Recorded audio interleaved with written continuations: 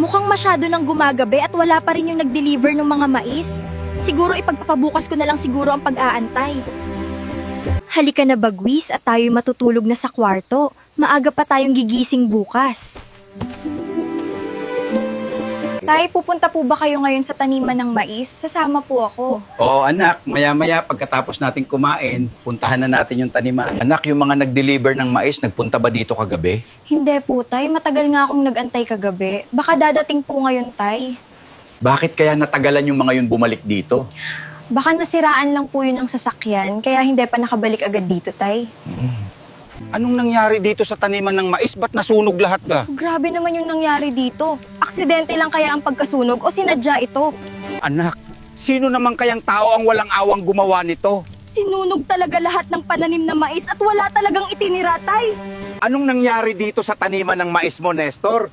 Bakit naging abo na lang? Anong ginagawa mo dito, Don Pakundo? Ba't naparito ka? Nandito ako para tingnan yung lupain nyo na magiging akin na sa susunod na buwan na. Hindi kami papayag ni tatay. At hindi mangyayari yun, Don Pakundo. Wala na kayong magagawa, hindi na makakabayad yung tatay mo sa kanyang utang, kasama pa yung interest, lalo na ngayon na wala na siyang taniman ng mais. Kawawang Nestor.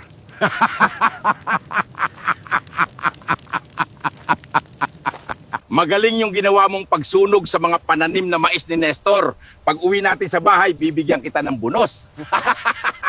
Ano nang gagawin natin ito, anak? Wala na tayong taniman ng mais. Huwag kang mag-alala, tay. Magagawan rin natin to ng paraan.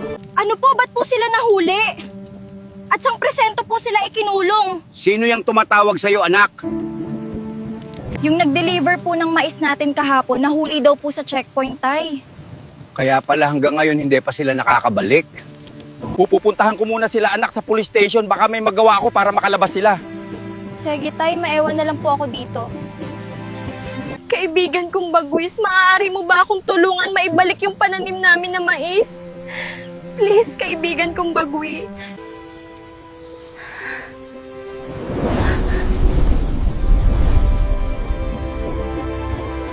Wow! Ang galing mo, kaibigan kong bagwis! Tumubo ulit yung mga pananim na mais. Siguradong matutuwa nito si tatay pagbalik niya dito.